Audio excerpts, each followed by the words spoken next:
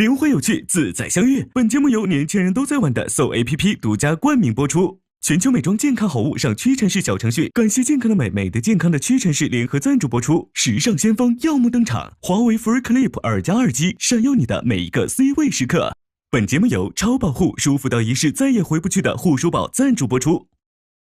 一抹闪耀，报顺恋爱。本节目由巴黎欧莱雅护发精油赞助播出。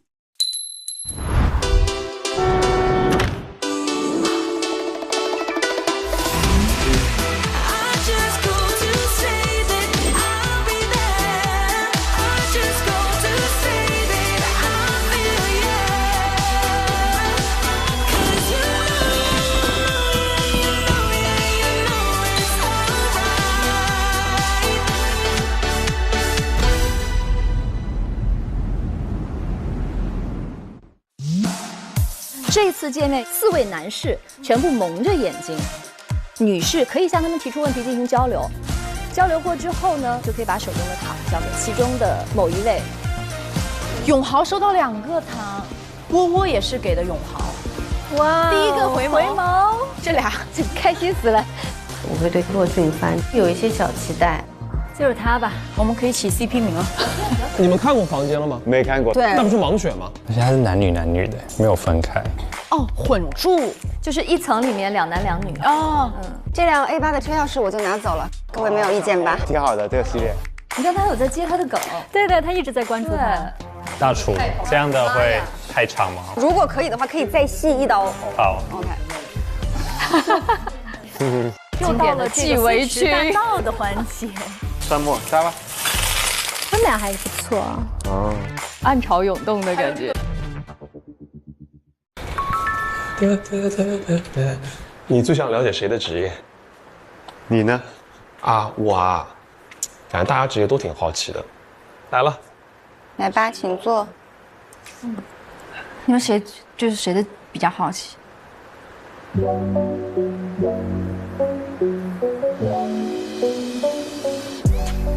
不知道他的这个职业是什么，但我感觉他应该跟我是一个圈子里的人。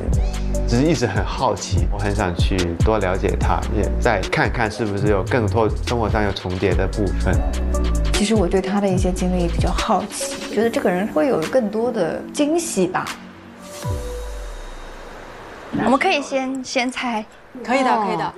可以。我现在开始思考这个世界上有什么职业了，你知道吧？就这个世界上有职。那我们从谁开始猜？可以从你那边啊。我猜是猜我还是我开始猜？这是猜你。猜我的职业是吗？哦，大家开始吧，来吧。关键要素8点半上班。我觉得是跟煮饭有相关的。什么？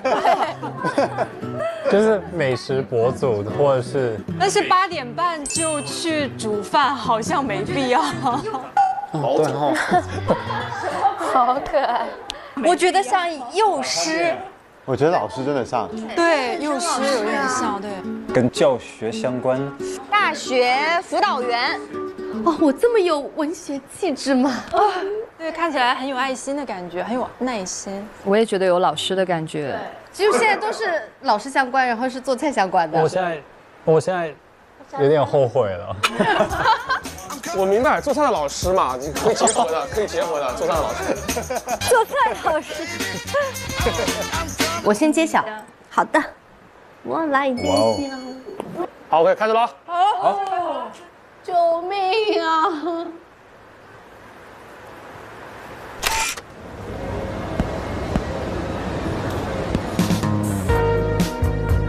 大家好，我是永远真挚、永远热烈，但是有过一些人生经历的郑伟英，在国企做一个小职员。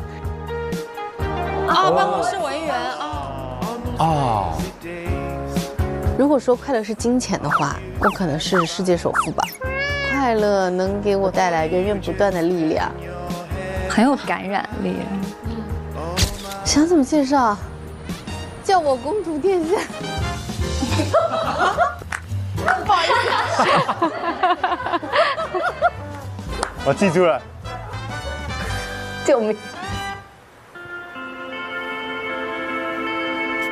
我是一个搭进搭出的人，想法其实很容易跳跃，12这样12那样。然后我也特别容易去遗忘一些开心的事情，遗忘对我来说，它更像是一个褒义词。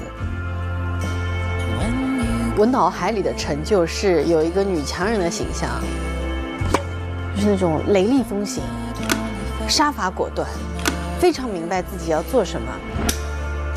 如果我能成为那样也不错。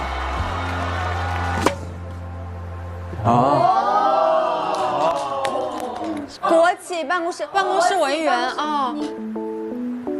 我没想到，原来其实真的有人可以把快乐保留得这么纯粹，就是不一定要达到什么人生的成就才觉得快乐。反正我对那个是印象挺深的。我其实觉得挺难的一个事情是什么，就是让我做一个特别稳定的工作，我其实有点静不下心，所以我有时候很佩服这样子，因为一定说明什么，他们知道自己想要什么。我毕业了，下一位，你点名下一位，我点名是吗？开始接龙。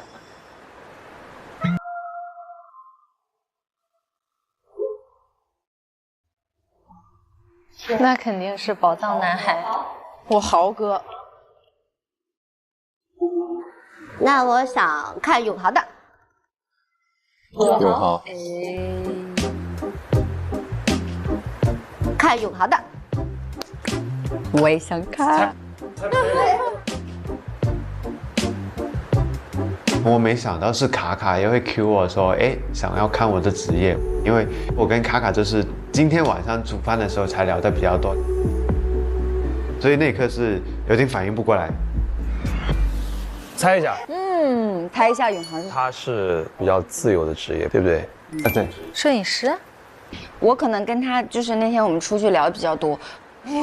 对，我个人分析哦，他说他那个。我说现在不是很多人线上办公吗？然后他会说他喜欢面对面交流，能面对面就不打电话，能打电话就不语音不文字，容易误会。对，他说容易误会。我还是习惯这样子语音，对，或是直接聊天，面对面。我觉得他说如果要面对面沟通，可能是老板是他自己项目的 leader。律师吗？但律师不算是自由职业。开餐厅的，对的。煮饭厉害。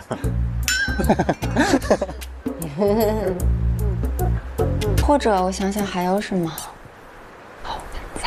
我等你说完，我就可以说，请看 VCR。请看 VCR。好，我看。好吧。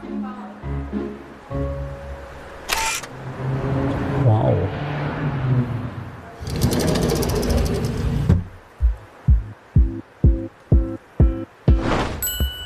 我叫苏永豪，可以叫我收庄。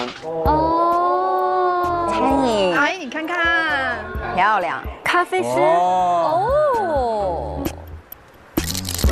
现在是我经营我自己的咖啡店第360天。很多人会问我对自己的现状会满意吗？对我来说，答案肯定是很满意的。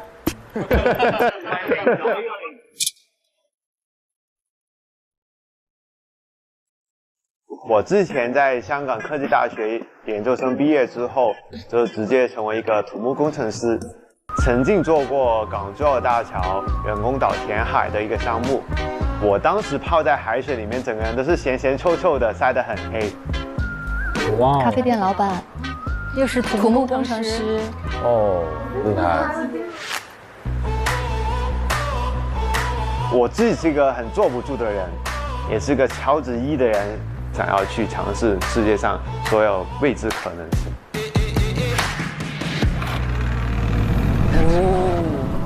跳伞就厉害了。玩一点新的体验，让我自己的人生多点色彩。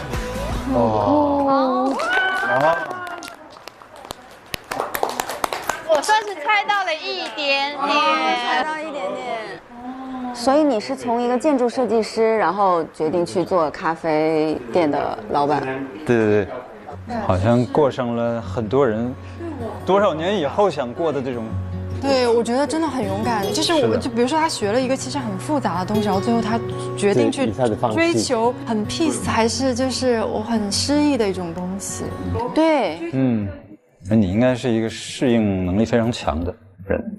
就是我很喜欢尝试新鲜事。喜不喜欢？看完他了之后，就是工程师的那一块，对我来说是觉得反差挺大的。但是后面做咖啡的那一块，我觉得其实跟他现在的状态是非常的符合的，就是一个还蛮逍遥、还蛮自洽、蛮自如的一个状态吧。又加分了。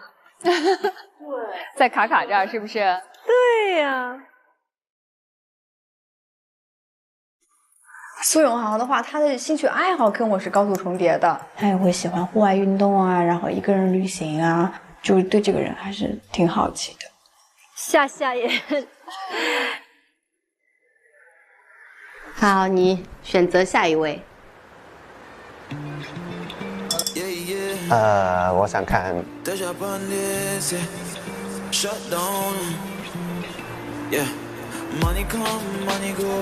梁田。梁田的。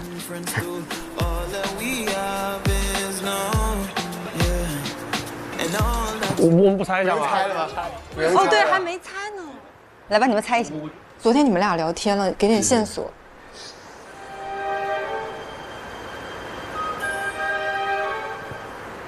他就是说，一直要从自己家里边往上海飞，然后有待过1整个月出差，这应该是一个主管或者是自己老板的东西。好的。上市公司老板。我看起来这么他们完全不认识他们。所以我们这个节目其实是一个找工作的节目。我想要 offer， 能不能给我 offer？ 有没有上市公司想让我做老板？我去做一做就。你去放吧，我就不说了。我去吧。好，答案即将揭晓。人生100个心愿清单之，感受风吹来的美好。我去下一个目的地了。清单存在的意义不是实现，而是出发。我比以前认识自己认识的更深刻了。以前我自己会给自己设很多条条框框，那个时候对于自己内心的需求也没有特别明朗。人生仿佛一直很顺遂，活成了很多人羡慕的样子。我顺利考上大学，也找到了自己喜欢的工作，湖南卫视主持人。我是梁田，梁田儿。辞旧迎新又一春。哇哦，太酷了！我见他第一眼，我说是那个梁田吗？还是认出来的。迎新春，江山壮丽，皆得所愿。偶然之间，我看到一句话：人生不是轨道，是旷野。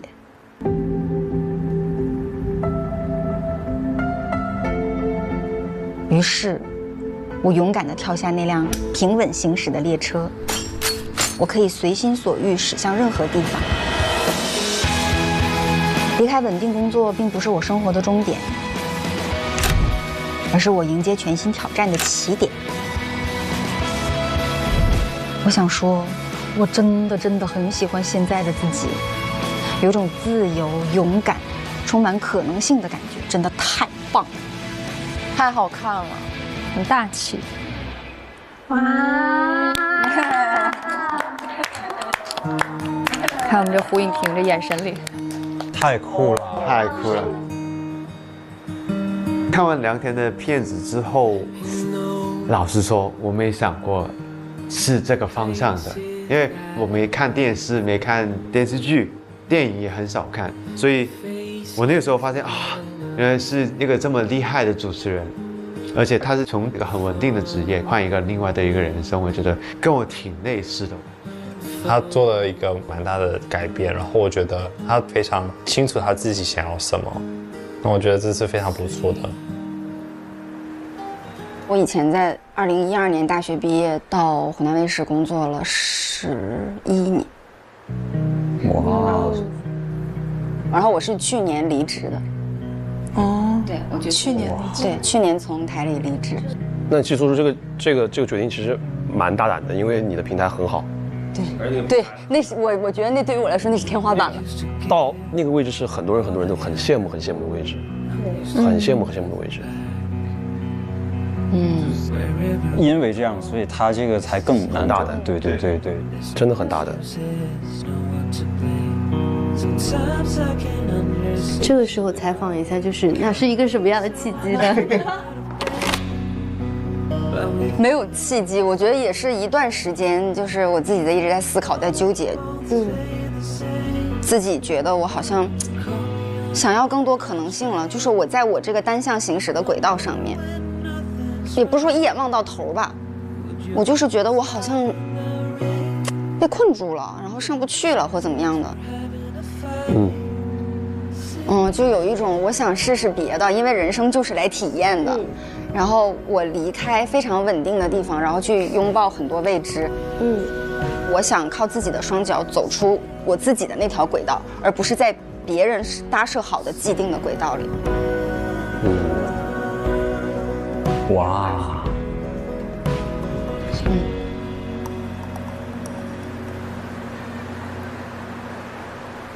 我们下一位想看谁呢？你只能选男的，对，你别看我。猜允婷吧。模特，设计师。有可能是模特兼设计师。模特只是很小块，模特可能是一个业务，对。一定有模特。请看 VCR。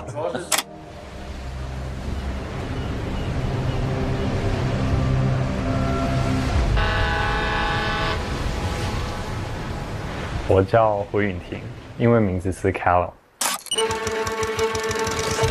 从小到大，我觉得我跟水有着特别的缘分。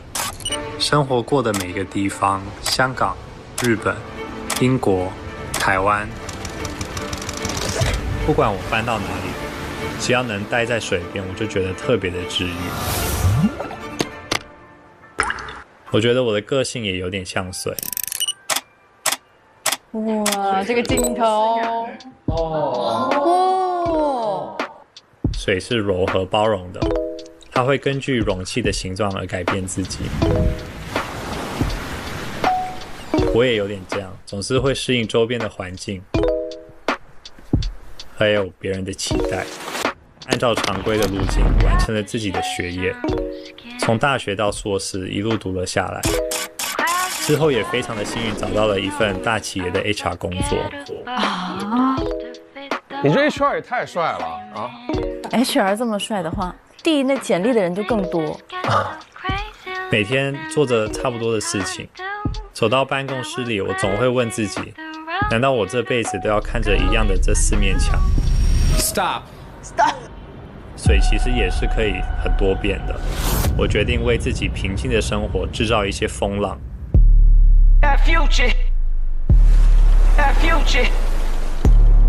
我的妈呀，鸡皮疙瘩都起来了，我绝了！哇，这个太高级了，这个。我搬到了一个陌生的城市，开始了一份全新的工作。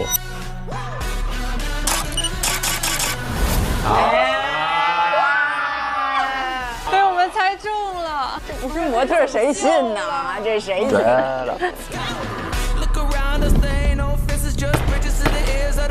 通过打排球认识了很多跟我兴趣相似的朋友，让我可以更快的熟悉上。虽然年近半熟，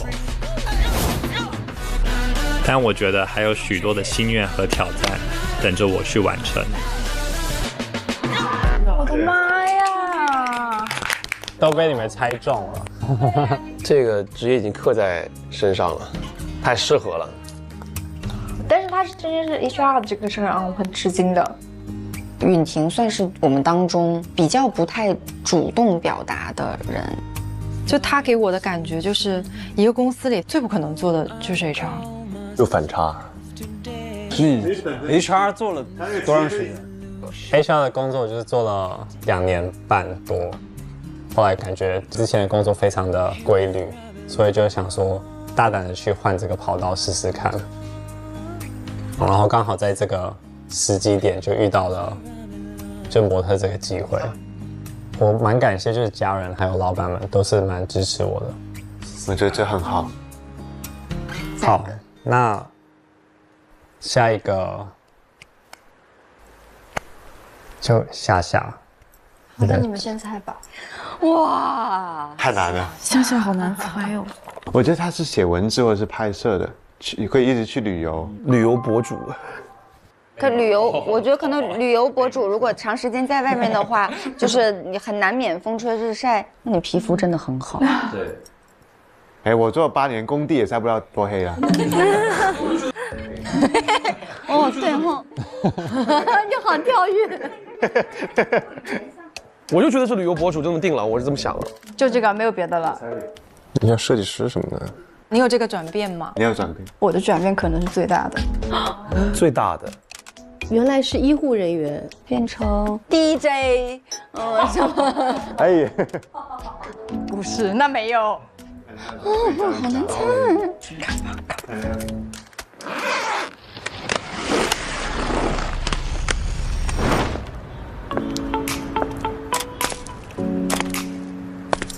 嗨，我是夏夏，夏梦婷。这是我第5次搬家了。这次我选择了昆明。旅居。很多人说我这样的旅居生活太不稳定，但我觉得心安即是归处。我的工作是室内设计运营，主要负责客户的维护和工作室的统筹工作。室内设计运营。你怎么猜到的？因为感觉他就是穿衣服什么，他是有色彩和搭配的。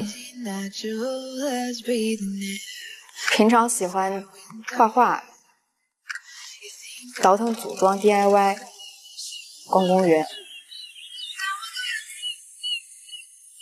户外运动，专注每一口呼吸和脚底下的每一步。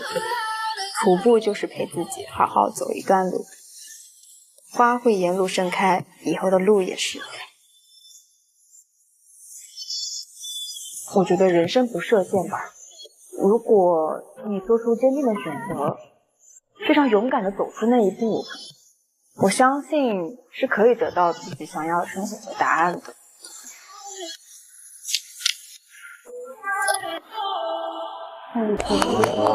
好酷！夏夏她很有勇气，她主动出击，主动去选择她想要的东西，并且得到了她想要的那种快乐，这种状态，我觉得很棒，很羡慕，那是我身上没有的东西。夏夏打破自己的常规，她其实把我的生活的梦想的一个样子给活了一遍，所以这个点其实是我当时非常非常羡艳的一个过程。很欣赏他做出这样的改变，希望说自己以后可以找到生活中这样的平衡。所以他现在就是旅行各地，然后旅居，那怎么赚钱啊？他可以线上工作。我其实就是归零了，然后就是选择了一个自己觉得更舒适的生活方式吧。就是很洒脱的感觉。是啊。就是总要舍弃一些什么才能得到一些什么，有舍才有得嘛。对。到了30多岁这个年纪，你已经积攒了一些东西了，你手里已经有一些东西了，然后你去抛掉，再去选择一些新的，这个就是需要很大勇气。对，是啊，真的好酷啊！这每个人的生活好酷啊。对，生活的不同活法。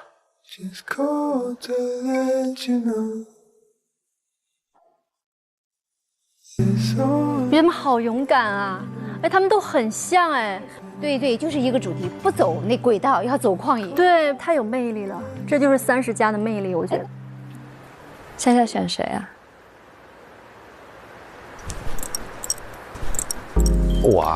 我生活没什么特别大的。猜一下。我们俩是一个学校的。我猜你应该是我师弟。师姐，啊，那就肯定是传媒行业相关的了。是在镜头前还是镜头后的？台前台后都做。我觉得广告吧。广告，因为后面可以做规划，也可以在前面拍。啊，有道理啊。有道理。去吧。好。师弟，快去吧。好的，师姐。真的假的？我好好奇啊。嗨，我是骆俊帆，今年30岁。起床之后的空闲时间呢，我一般会读书。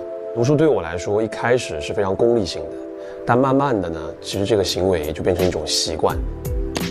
哇塞！然后另外一个爱好呢，就是收藏手办了啊。没事的时候呢，其实我经常会看一下我的这些老伙计们，他们每一个收藏的都有自己的小故事。海贼王啊，对我超爱，好羡慕哦。原来会说到，你小的时候欠下的债，你长大之后总要还，这些就是我来还我小时候的债。我是一名主播，同时也是一个主播的培训师。主播工作占了我生活当中的80%-90%的时间，所以工作是我的物质基础，同时也是我的负担。其实我生活很像是一个围城，生活的日程几乎被工作全部填满。这时候我开始思考，拿时间换钱，这就是我要的人生吗？未来我期待能找到关于生活、工作和爱情的全新答案。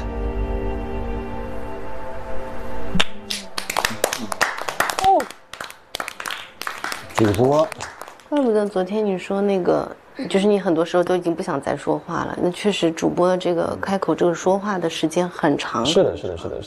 哦，说太多了。最长的一次应该是连续播14个点，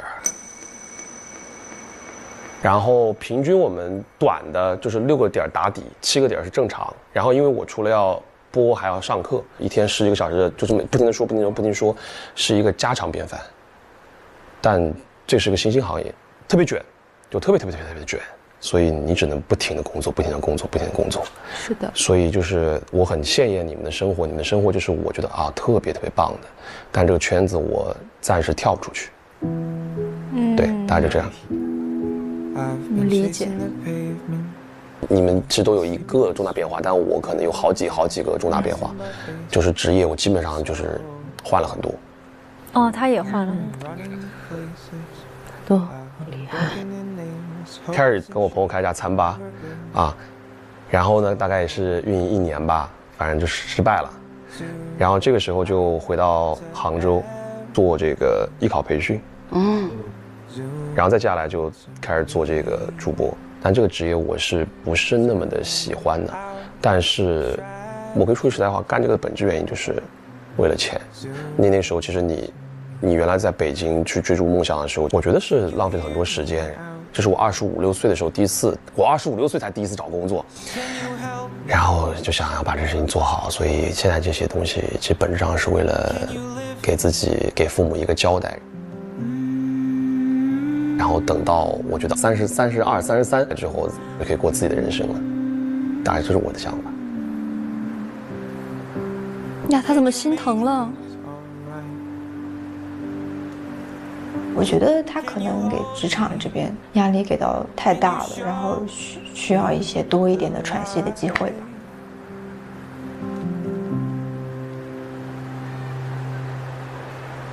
那只剩我了，女孩。啊，我也很期待。对。我到底干嘛的？反正肯定是职场的这种，我会觉得他工作很稳定而已。我已经变完了。变完了。对。你也变了。对，我是反差感很大。很大的。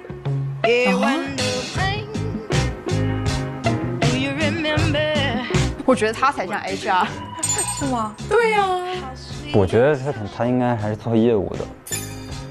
要不就直接看吧，直接看吧，期待住了。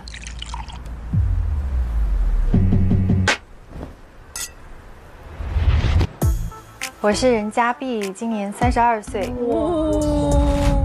目前是在一家私募基金从事2级市场投资研究，是一名研究员。哇塞！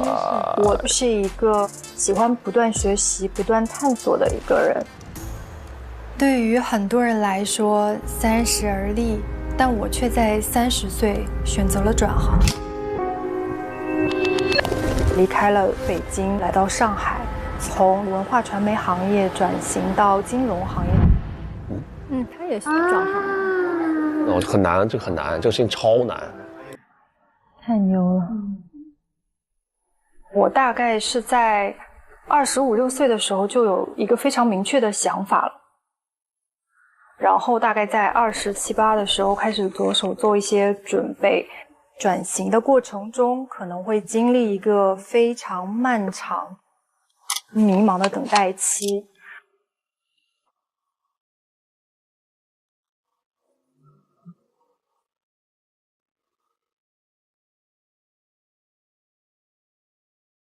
但是等这个机会出现的时候，我一下子抓住了它。金融它打开了我对世界的一个认知。生活它其实是一场勇敢者的游戏，因为你的勇敢，你会收获到很多意想不到的东西。所以我仍然会坚持去勇敢冲击更多我想要的东西。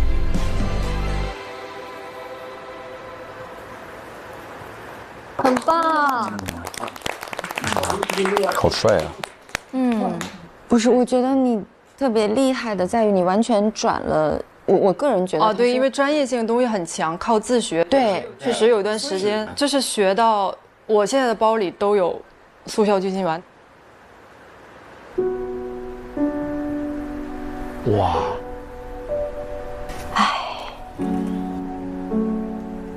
当然，我不是说这是个好事，但是有一段时间就学到真的超级累。因为你刚刚就是小片里面那个，你说这个过程是怎么样，我一下子觉得这个女孩好怎么说呢，好坚韧，就是我定的目标我一定要完成，因为相当于你是从零开始学，就我觉得真是个狠人儿，我觉得就是人狠话不多，运气也好，我运气比较好。是你自己特别喜欢这个东西吗？对，他们一开始问我为什么转行，我说其实一开始转行。其实当然，这个2级的金融市场这个光环肯定在，但是我真的进入这个行业了之后，我发现这个光环其实真的是次要的。我跟很多人打交道，上到董事长，可能下到他工厂里的工人，就是我都会接触很多不同的人。然后你看每一个人在自己的行业上，就是在认真努力，他是在为他自己认真努力，但是你就感觉就是真的是所有的这些人共同推进着我们这个社会往前走，就那种是一种就是你看到你就会起鸡皮疙瘩的场景啊，就是有一个视角是更宝贵的。其实能提炼出来很多这个底层的一些逻辑，对的，真的就是你看世界就更清晰了。哭了，我只是觉得大家都好棒啊！你其实感动的，感动落泪了。我们所有的人，对，我觉得真的有个，对我们现在女性的力量，就是温柔有力量的感觉，是不是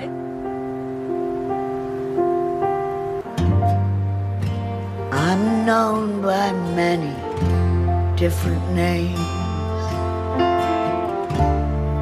他这个是真的是，哎，好烦啊！怎么回事？怎么回事？你要努力到吃速效救心丸的地步，然后可以回头来风轻云淡的说自己这只是运气好，这个真的是经历完了之后才能这么说的人。I follow the gypsy fair queen. 我觉得他第一天看起来比较斯文，可能甚至是害羞的。可是今天看起来他完全没有，他非常的稳重，非常有条理，非常清楚他自己想要什么，然后感觉说他只要有设定什么样的目标，他就一定会让自己达到。非常欣赏他这一点。你还唱得照。好热。有你这份热爱，做什么做不成。说得好，哎，真的太有力量了。好了，那我 Q 我们现在最后一位压轴出场。哇！我觉得他是事业型的男生，也像，就是一看就比较严谨的职业。对，医生像吗？都是。分析师都是。想不出，你放吧。放吧。来吧，来吧。拭目以待。我叫张晨曦，今年40岁，是一个计算机科学博士。哎，帅的呀！研究的领域是人工智能和视觉计算。本科毕业于浙江大学竺可桢学院，博士毕业于美国肯塔基大学。学术，挺帅的。听着就好难，听取蛙声一片。在新加坡、美国、瑞士3个国家有过11年的留学加工作经历。在我研究的领域，很多可量化、可度量、可计算的东西都是冰冷。但是我的工作带给我的性格和精神层面的影响，不是冰冷，更多是一种严谨、细心、具有逻辑性。作为 AI 的使用者，只要我们不冰冷，我们就能够把它用的有温度。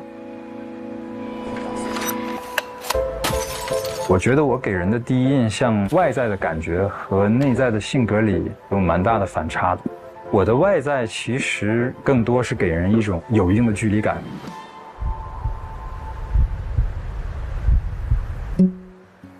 但实际上我的内心里还是一个很有温度的人。因为我的家庭是一个非常温暖的家庭。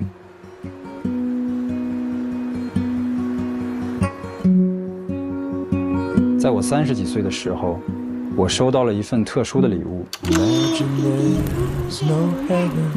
里面的内容是我父母用磁带记录下我成长的各种瞬间。我始终相信人与人之间的温度是在传递的。而我也愿意把这个温度不仅带给身边的朋友，还带给我喜欢的人。30岁的我在海外漂泊，40岁的我希望有一个安定的生活，离家人近一点，也想有个人能够携手相伴，一起经营好我们的生活。这就是我，张晨曦。我希望一直做一个有温度的人。哇！给一个强烈鼓掌，强烈的鼓掌！你看看，共鸣开始了。肃然起敬，要拜，要拜啊！太厉害！职业一公布，真的不一样了。对。刚才你们每个人都有一个蜕变，你不需要了。然后呢，在我这个最后播之前，我都担心我是不是有点拖后腿，没有完全的蜕变。不，我觉得蜕变的话是始终还是对自己的生活里面有不满，但是我觉得你能在同一个道路里面不停的坚持，这个事情其实是很难的。其实我读书读的时间很久，毕业了就30岁了，挺焦虑的。我的同龄人已经起步了嘛，并且在事业上有一定的这个起色了。我呢，那时候还处在一个很未知的状态。读博士挺煎熬的，因为你在做一些东西，可能是别人没做出来的，你做才有意义。然后你也不知道它能不能做出来。然后你做了几年，可能做着发现走不通了，你可能就得换一个 topic。所以说，带给人的那种心理上的那种风险和未知的感觉特别大。那时候30岁，然后我算是在黎明前的黑暗吧。然后我父母其实那个时候给我写过一封信，就那封信其实对我的触动特别大。我爸妈跟我分享了一下他们对这个30而立的解读，就是他们觉得30而立其实不在于你有多少财富，而是在于你的精神层面，你的心灵上是不是非常的独立？是的。你是不是已经能够承担起你应该承担的这些责任？你是不是对于你的未来已经有了一些理想和一些规划？如果从这个角度上来说，他们觉得我经过了这么多年海外的留学生活，都是一个人这么熬过来的，并且马上就要完成这么大一件事情，他们认为我完全是配得上三十而立的。所以那个时候这样的一个信给了我特别大的一个精神的力量。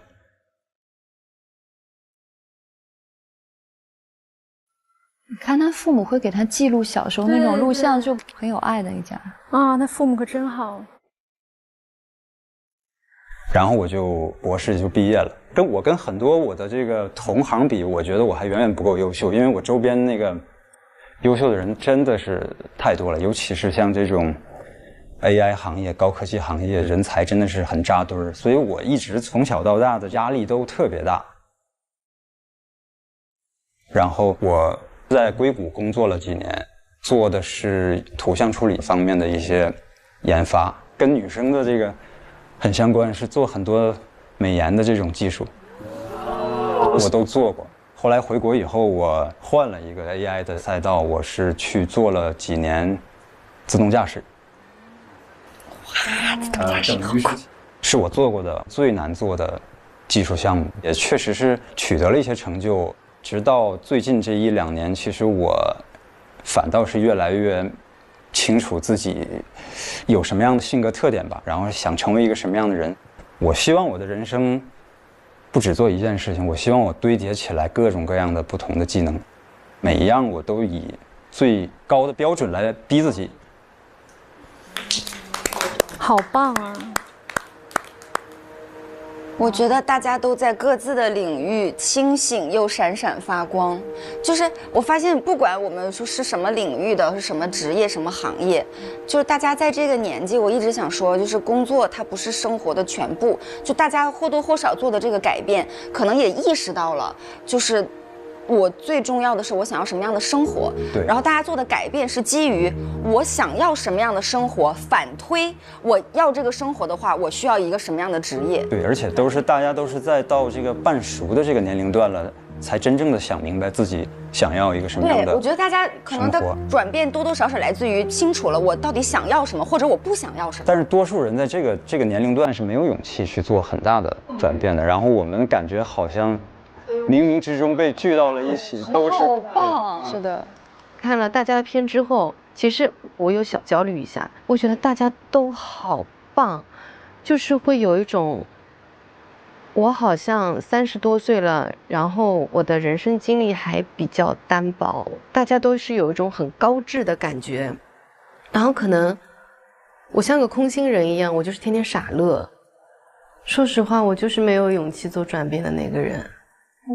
但是你很快乐啊，你快乐就够了。对啊，我觉得你是最快乐的一个人啊。我们只是追求快乐，换一种方式而已。就是我可能是想的最少的那个人，因为我很贪恋现在有的所有的东西，所以我会觉得你们有勇气去放下你们有过的东西，是一件非常有勇气的事情。我没有办法想我现在身边的这一切，所有给我安排好的人生，我要用一个什么样的角度才有可能去突破它，或者是在我连这个抓手都没有。其实我觉得不一定每个人都一定需要这一个阶段。比如说你真的人生你一开始就走在了应该走的路上，那就我明白你说的，只要你去享受当下，你觉得舒服就好。我们只是在不停的折腾。对，因为你的快乐是知足，但很多时候快乐约等于欲望。很多人他其实很痛苦的原因就是他不会管理自己的欲望。其实我有时候就是这样子，想要的东西非常非常多，欲望很大的时候，反而你会非常非常的痛苦，因为有些东西你舍不掉，但你还想要更多。这个事情其实是很痛苦的。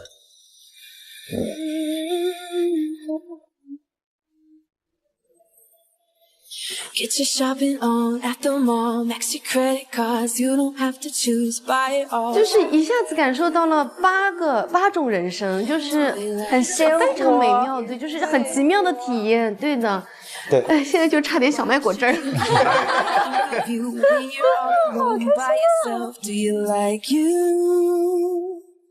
Do you like 都是五颜六色的，是五颜六色。我以为自己的经历很独特了，但我发现每个人都是独特的、独一无二的，并且勇敢的。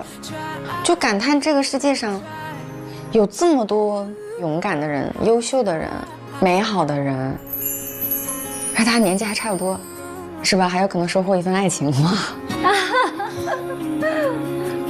附加。这一趴讨论质量好高呀，冲击太大了。哇塞，第一集就话题高度就已经到这里了吗？但是我觉得抛开话题，就是反正给我个人感受最大的是，这些人虽然初见，但是非常真诚。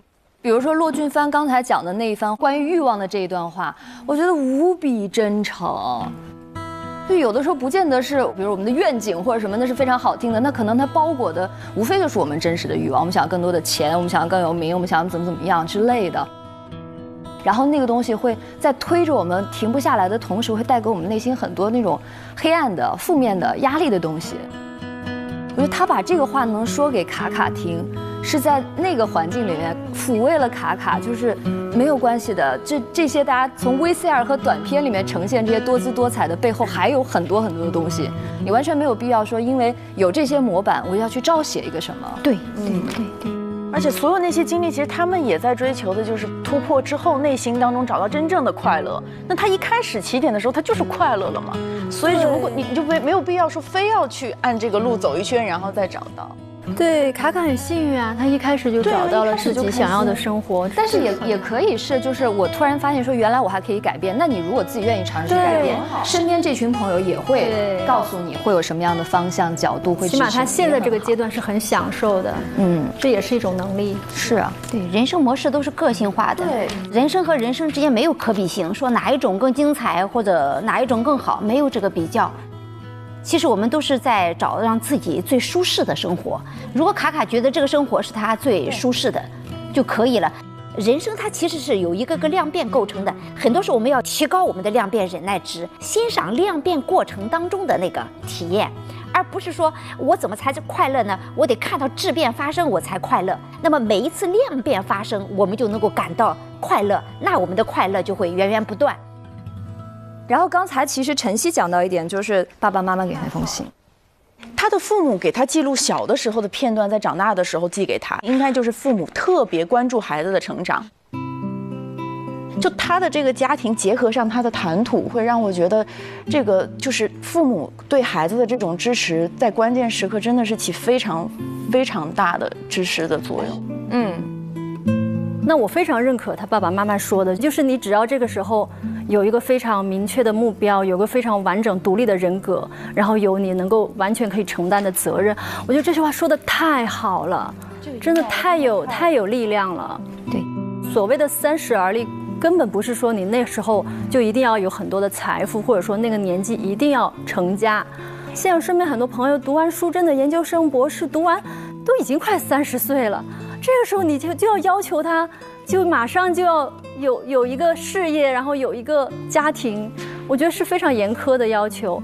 但他的父母是这样的一种教育方式，我觉得好羡慕，而且我觉得好适合，就是推荐给所有的父母。真的是这样，这个时候给孩子、给年轻的力量真的是非常足，底气是非常非常足的。很多他们就我认为这个对你好，但是还是尊重孩子自我实现的方式吧。这个需要父母对人生有很透彻的了解。他不认为人生是就像我们讲爱情有时钟一样，那么人生也有很多人认为有时钟。我觉得30岁有困惑，其实是被这个我们社会的时钟给绑架了。30而立这个概念对我们的捆绑很大，但它是不科学的。人生的节奏它是不一样的，我们为什么一定要按照同样的节奏去安排自己的人生呢？这是很刻板的。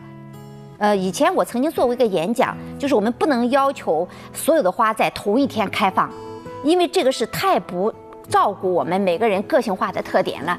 所以呢，我们要懂得摆脱这样的社会时钟，能够走出自己的一个人生节奏来就可以了。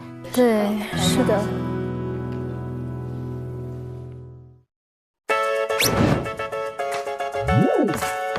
在线蹲一个饭搭子。好香啊，好想去蹭饭。谁家小梦这么可爱呀？哇，小猫贴贴。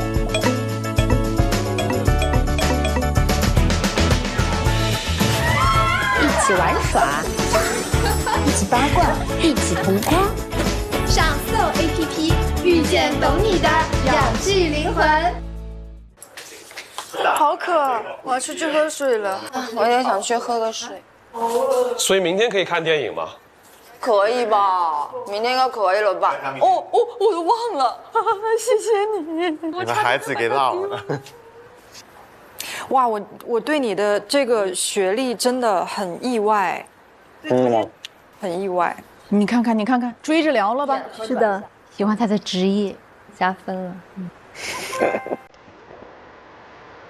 哇 ，AI 啊！我的天呐 ，AI！我是那个里面不好好学习的那个。离谱。但我昨天大概有点感觉到你可能是做金融相关的，因为我感觉你有点那个劲儿。那个劲儿？什么劲儿？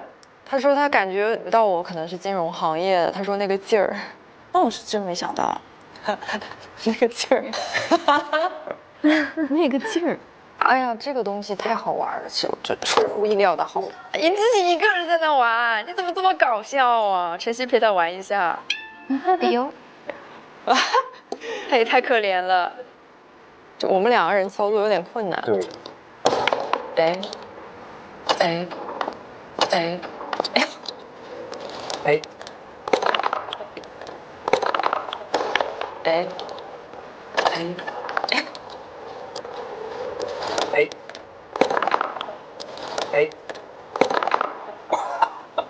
整理自己那边。乌龙。这都装修上。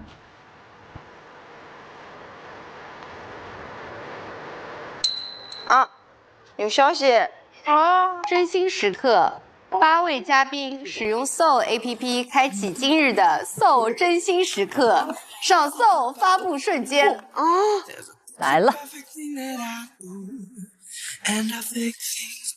这个发得说点啥呢？好，突然间就进入到一个对自己高要求的阶段。今天接触下来，感觉这种意外的惊喜特别多，很愿意跟他深入的了解一下。我能感受到他其实有在照顾到大家的情绪。我觉得他还是一个感知能力很强的人。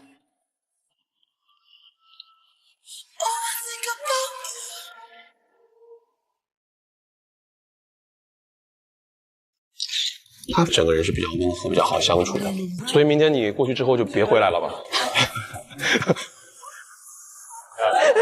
因为就没有特别想过这样子走，然后我觉得气了，所以我特别迫切的想要了解他。都发完了。发完了。好，这个环节我最喜欢。今年这一季呢，我们每一期依然是和往年相同的，每天都有一个表达心意的 Soul 真心时刻。番薯小屋的每一个人呢，在 Soul APP 上发一条瞬间，这条瞬间的对象呢，是你今天想要表达心意的那个异性。在8个人全部发完之后呢，每个人有一次机会去查看自己心仪对象的瞬间。所以接下来呢，我们就是要分开预测谁去看了谁的瞬间。我们是个人战，答题完了之后呢，依次亮题板，并且说明自己的理由，然后答对最多的呢，就可以挂上我们的爱情小锁。好，全球美妆健康好物，微信搜屈臣氏小程序，快至30分钟到手，请看屈臣氏真心推理时刻。来，大家一定要把这个职业出来以后的变数考虑进去。对，这个变数应该很大，是非常大，有点乱。鸦雀无声，看出我们的求胜欲了吗？为了挂锁，我们根本不会跟旁边的人交流。我告诉你，胜负欲很强啊，属于是。我们先搞几个共识的吧。胡允婷，大家觉得是给谁的？梁田。梁田。苏永豪。梁田。梁田。然后良田的话就是苏永豪，他们俩互相的。同意，良田跟苏永豪互选。是的，是的，是的，是的。张晨曦，窝窝，这也没有问题。好，窝姐，凡凡，窝。这个凡凡为什么看窝窝？他有个细节，他那个大家在一起的时候，他问了窝窝上班的时间，所以我觉得这个是比较显性的。我觉得帆帆应该去看那个咔咔，有可能。帆帆要看咔咔，对。老师，我给你们要不一样。好的。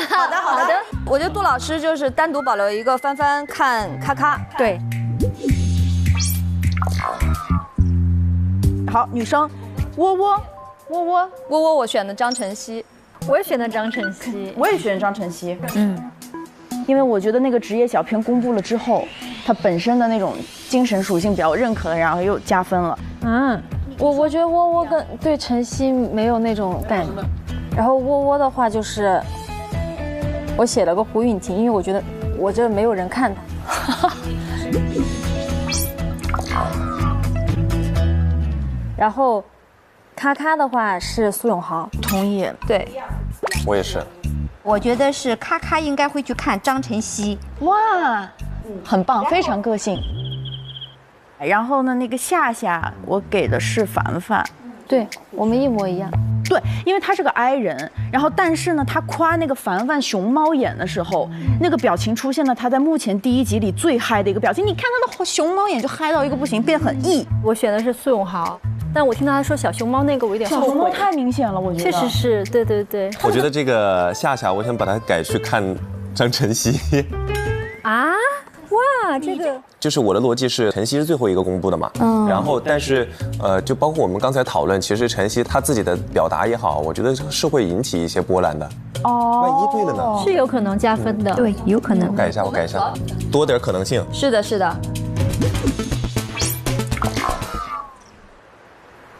上 Soul APP 遇见懂你的有趣灵魂，接下来进入 Soul 真心揭晓时刻。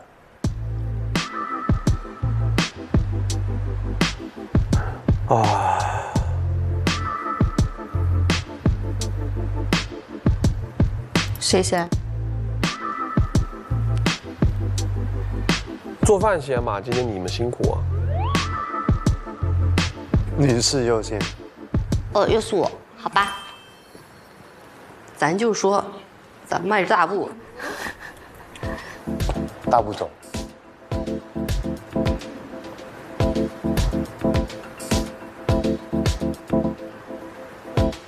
他要看谁呢？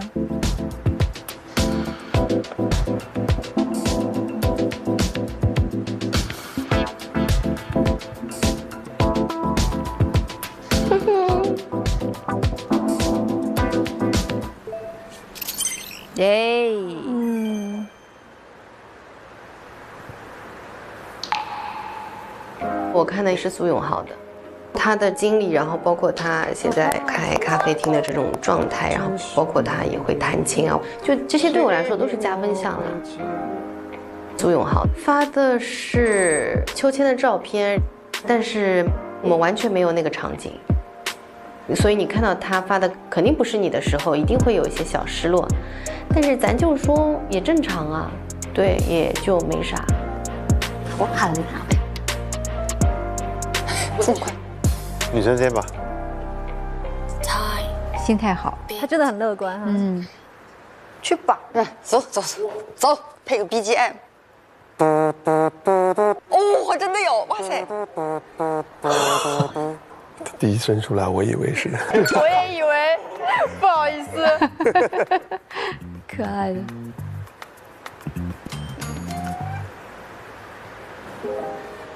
良田看谁？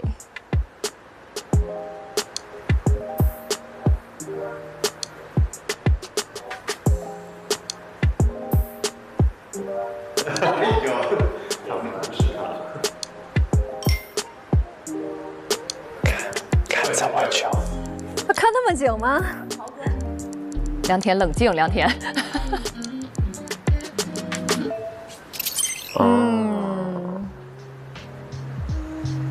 我看了《永豪瞬间》，我就是觉得，就是你的那些小细节被人关注到和被照顾到了，我觉得这个人很细心。哦，你一下子帮我拿到了最重要的东西。来一个。他发的，我觉得是对 everyone 发的。那个秋千，我们应该没有共同打卡过，所以也有可能是给别人发的。Oh my god！ 啊，也不是发给良田的哦。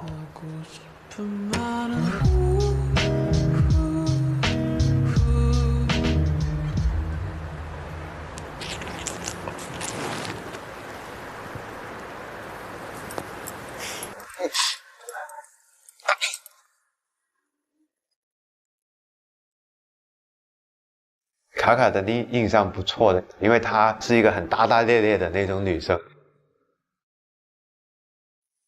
梁天比较爽快，比较随性，然后我觉得跟她相处应该会挺舒服。选的是良田。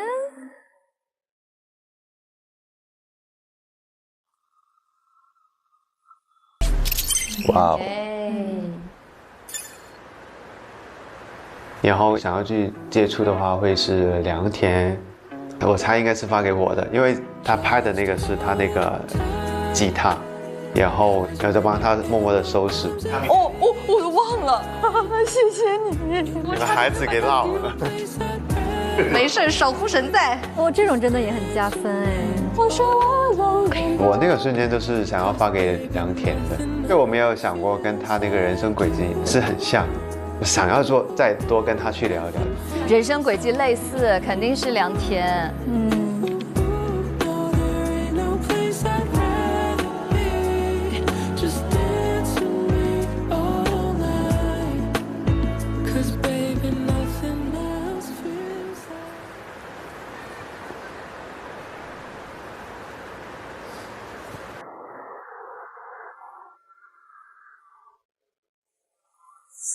他是看谁来着？卡卡，比较斯文。我是稳重成熟的，夏夏就是蛮细心的。良田，他是非常活泼。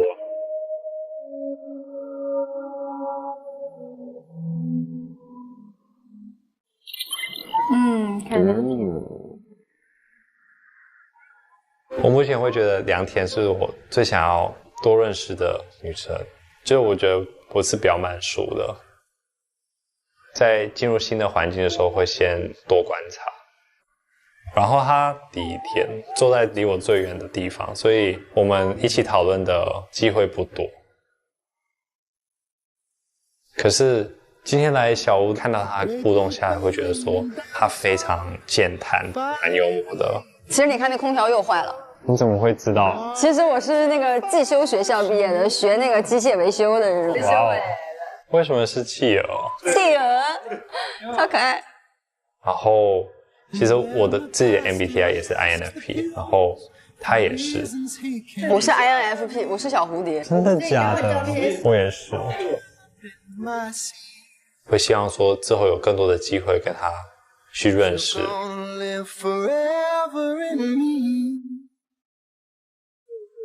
I guarantee. Just wait and see.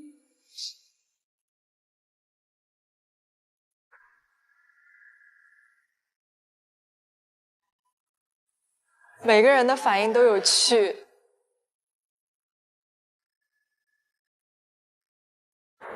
我看谁？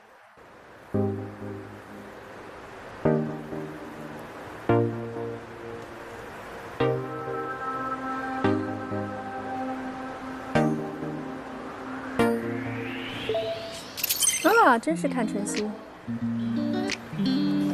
其实我昨天在我们在一起的时候，当时跟我可能有点不在一个信号频道上边，我就没有跟他有眼神上的交流。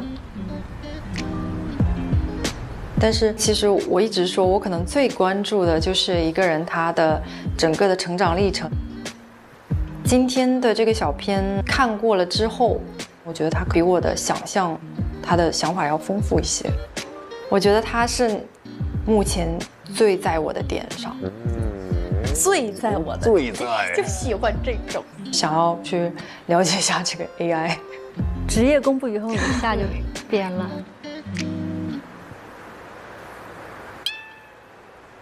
当时看完我是有点懵，我不知道他在说什么。就是对你说的吗？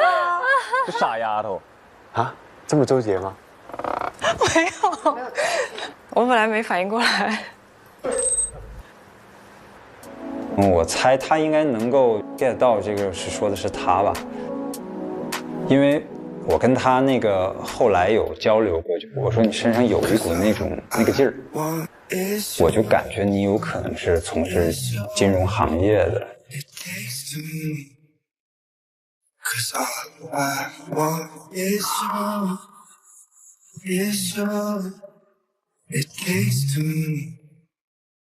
我今天查看的也是窝窝的，毫无悬念。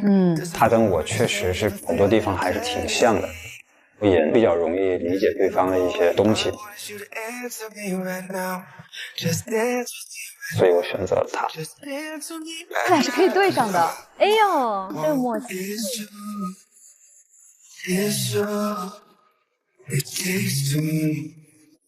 他俩目前看来是灵魂深处上的吸引啊。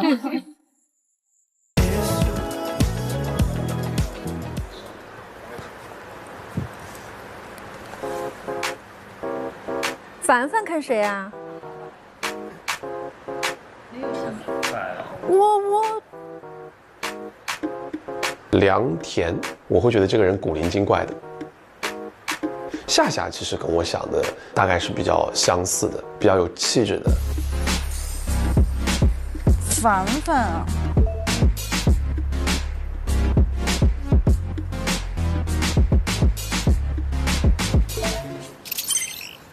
我当时洗碗过程当中有一段时间很孤独，但是我在我旁边跟我聊，在聊那个过程当中，其实我会觉得非常的舒适。好感人的场面哦！我觉得我们这里边男生动手能力都好强，因为不会做饭，只能洗碗。另外就是我们没有想到我们会共同看一本书叫《睡眠革命》。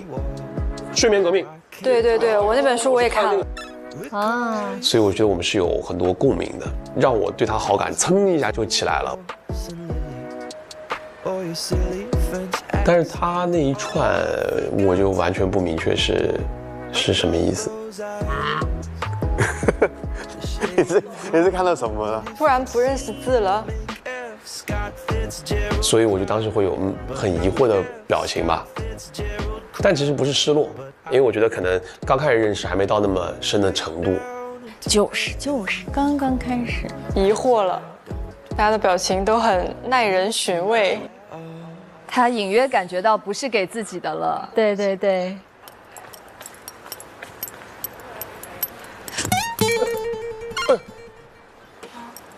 好的，我没事。我大概有2个想要去更多了解的男生。俊帆的话，我会觉得他是一个比较温柔体贴的男生。苏永航的话，他的兴趣爱好跟我是高度重叠的。然后他们2个，我当时很纠结，不知道到底应该怎么选，所以谁？哟，紧张了。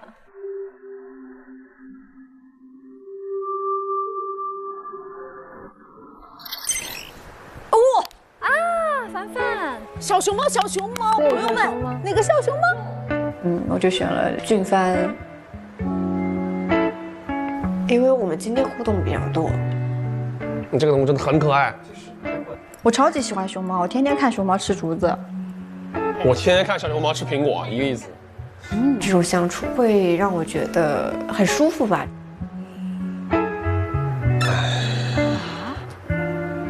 他发的的内容是谢谢你让洗碗变得不那么无聊，可能就是某一个他在洗碗的时候陪在旁边的女生吧，但我不是。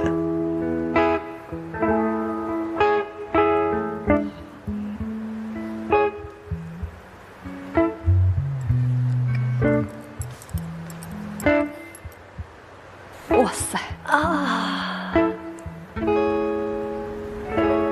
Put your head on my shoulder, hold me in your arms, 突然就变得很深思了。 baby. Squeeze me oh so tight. 对，整个气氛就拉回来了。对对。 That you love me too.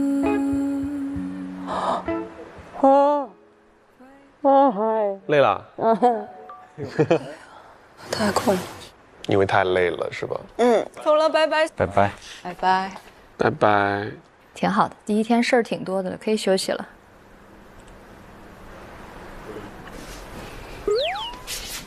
哎呦哎呦，哎呀，好累啊！终于可以放松一下了。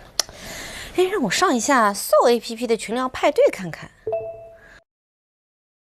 深夜 KTV 晚安派对，累了听听歌，感觉听一会儿我就能睡着了。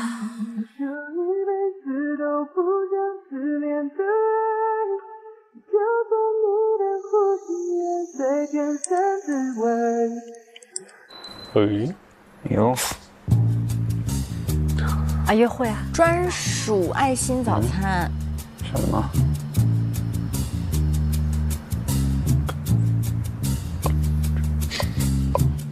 哦。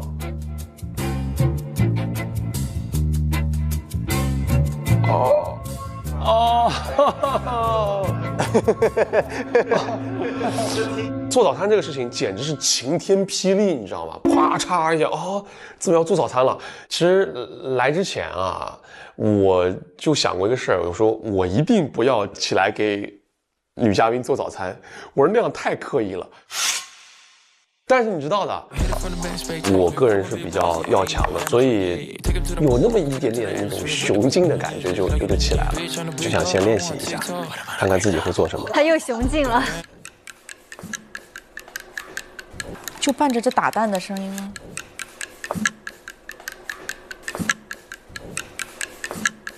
我们一收到这个任务的时候，大家都懵住了，都不知道可以做什么，就刷了一下网上，看有什么。可会找到什么样的灵感？没有灵感。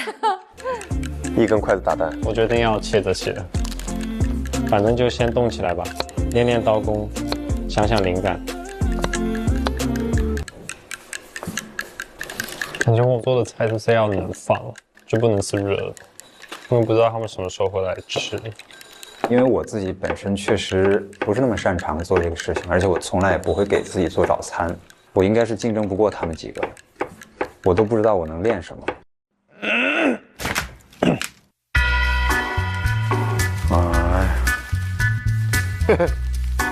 苏永豪这几声嘿嘿实在是有点太得意了。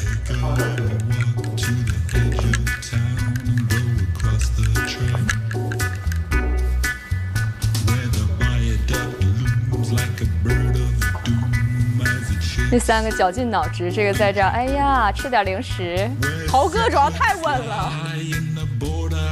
我已经饿了，我要不帮你炒一个？但是点了，炒个饭不用10分钟啊，要不要？可以。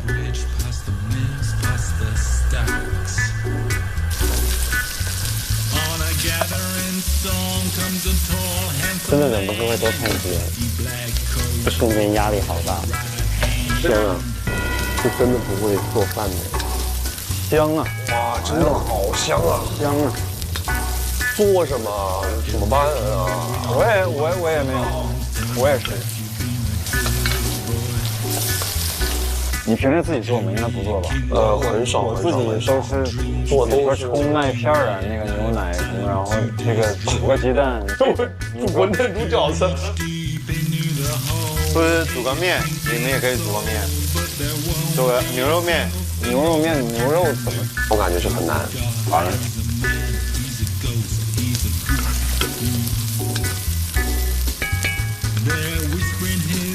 难了，太难了！哎呦，香啊！牛肉面你得先把牛肉做来，是不是？老胡还得先养牛，太累了。老苏很会做饭，很会做饭。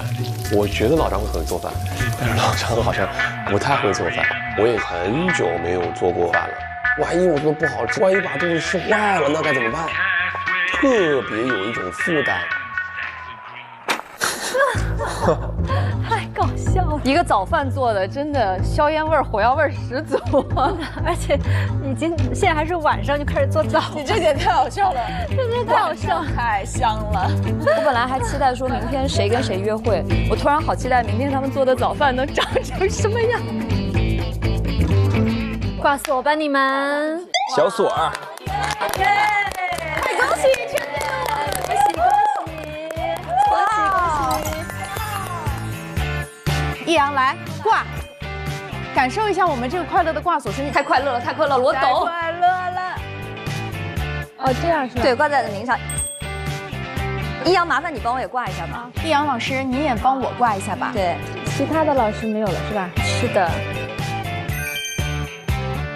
来吧，你们希望明天约会的对象都有谁？想看哪几对的约会？我想看永豪和梁田，我也想看，还有晨曦和那个窝窝。哎，我也想看。我想看允婷，允婷和梁田，随便跟谁。为什么呢？因为我觉得他很可爱，为什么女生对他没有兴趣啊？就是很呆萌，很可爱。人多的时候他话会很少，但是两个人一起相处的时候，我觉得会有更多可爱的面，或者是有魅力的面会激发出来嘛。如果是我的话，我会特别想去了解。其实是有的，他的那个魅力。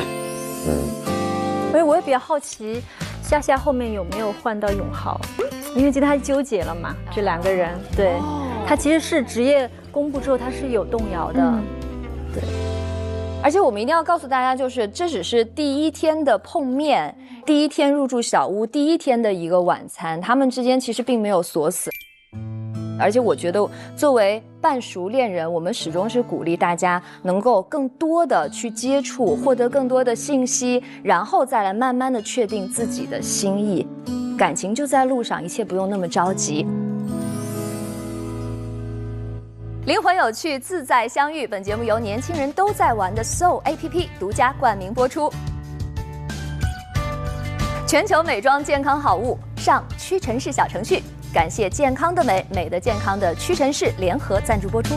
朋友们，让我们一起期待下一期的早晨约会吧，拜拜。这也太丰盛了吧！我喜欢那个，我是认住这份套餐了，这是我的天选，都想要那一份。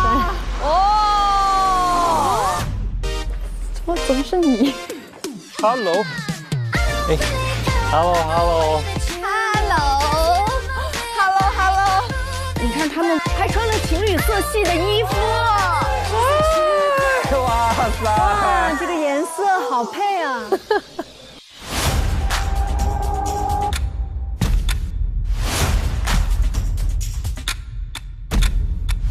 啊，这么快？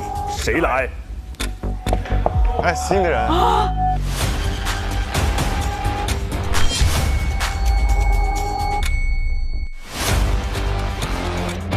可以约你吃个晚饭吗？哇，这么直接！就是那个，我们看一下，给我们看一下。本次约会为开放式约会。两个男生去找一个女生怎么办？哇，直接修罗场。如果说我们三个人喜欢的都是一样的人，我是一定不会让的。让个啥？我这个年龄让不了了。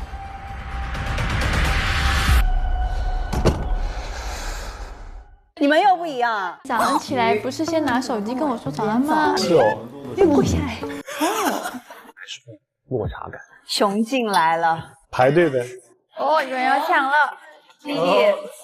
他应该赶快去拿同一个楼层的，也不是发给他的。完了，有一个误会了。现实约会，走吧。哦，赶紧下去吧。你跟你爱的人去虚度时光，美妙，有趣，挺有意思。哎呀，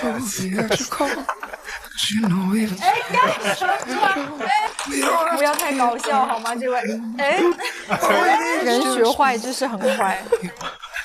一般都是爱人陪着。小蝴蝶，是的。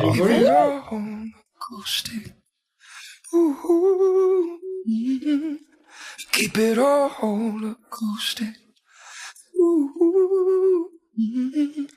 You keep it all. Let me see the real you. Baby, take off all your makeup. 上微博参与半熟恋人话题讨论，分享你的爱情观点。独家社交媒体平台微博，首席合作媒体新浪娱乐、微博娱乐、微博综艺、新浪综艺，更多精彩内容尽在新浪娱乐、微博综艺、新浪综艺。腾讯视频 TV 版极光 TV 同步播出，大屏观看更畅快。搜索半数4参与早鸟活动，会员限时特惠更享抢先菜单。搜索半数4会员限时特惠 SYP 更各项高甜花絮等。腾讯视频 Job 卡年轻人的专属会员，随心看去现场抢先测秀中办。超多权益，惊喜不断，邀你一起体验。关注腾讯视频 SYP 微信公众号，获取更多追剧资讯，领取专属优惠。现在开通 SYP 即可享受内容抢先看、大屏观影等特权。内容上新新浪新闻客户端搜半熟恋人，看节目更多精彩内容。下载有态度的网易新闻，看更多精彩短视频。百度搜索半熟恋人，精彩内容尽在百度百科，百度一下你就知道。上百度 APP 看百度热搜 ，get 更多热点内容。上搜 APP 遇见懂你的有趣灵魂。感谢年轻人都在玩的搜 APP 对本节目的大力支持。感谢独家中文百科合作平台百度百科。感谢合作伙伴腾讯新闻、腾讯娱乐、新浪新闻、百度 APP、网易新闻、丽丽城传媒。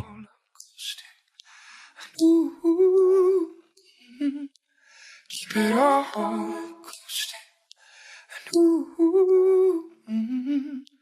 Keep it all. SYP 每周2、周3中午12点更新 ，VIP 用户晚19点更新，会员抢先看1周。每周3更新 SYP 专属礼包高甜内容提前看，周4、周5更新真人秀加更和陪看，更有惊喜活动福利不定时放送，精彩不断，课堂不停。